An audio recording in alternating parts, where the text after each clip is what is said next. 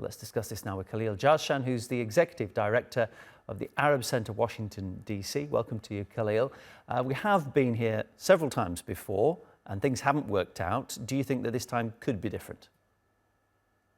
Who knows, frankly. I mean, as you said, we've seen this film before.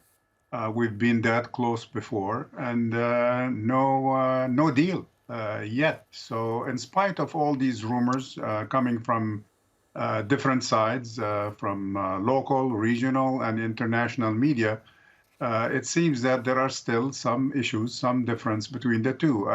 Essentially, the parties have not reinvented the wheel necessarily. I mean, they are talking about a similar arrangement that we have witnessed a few months ago. So there is nothing new in the arrangement. We're talking about the potential for a temporary, few weeks long cessation of fighting or a ceasefire.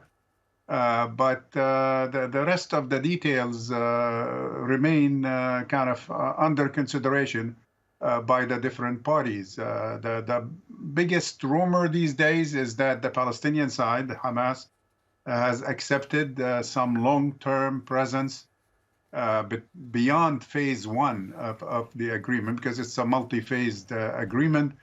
Some Israeli military presence on the border with Egypt. But again, it's still in the realm of rumors. I mean, if you were going to name one thing that would be the key to getting a deal done, would that be it? Would it be an Israeli presence on the Philadelphia corridor? I think from an Israeli perspective, it is. It's nonsensical from a logical perspective. Why should that make a big difference? But again, the Israelis are looking for symbolic gestures, if you will, or compromises from the Palestinian side, mostly justified by the absence of solid realization of their own main objectives in Gaza, which is destroying Hamas militarily and politically and getting the hostages out. That hasn't happened yet. So they are looking for like kind of like the second best deal, if you will, in the sense that their presence on the border, which was denied earlier by Hamas, might be sold to the Israeli public as which of course is not fully trusting of the Netanyahu explanation. But might convince some in the Israeli public that there has been some, let's say, breakthrough in the talks to the advantage of the Netanyahu government. Israel, I would suggest, has shown little interest in getting a deal done in the past. So why now? Could it be that Donald Trump's return to the White House is the difference? Do you think he's exerting influence on getting a deal over the line? Well, I think it's probably much beyond that, in the sense that we do not know really what Trump will do or is apt to do in Gaza, whether he's willing to get involved or not.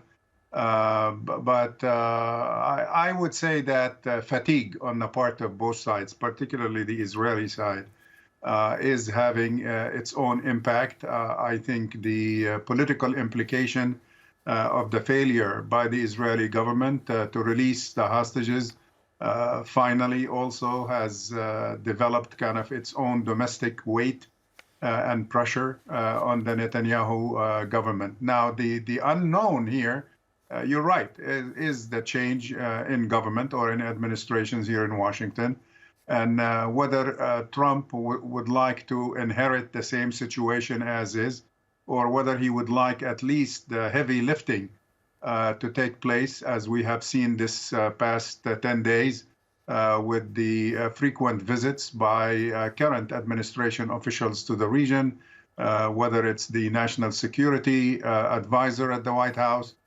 Jake Sullivan, or now as we speak, the CIA director in the region in Qatar, looking at some of the details that still separate the two parties. So it seems like Trump is willing to let the administration at least come up with a basic agreement and see where we can go from there. He would definitely prefer not to inherit a live conflict in Gaza the way we have seen over the past 14, 15 months. Khalil, thanks for your analysis. My guest Khalil Jahshan from Arab Center, Washington, D.C.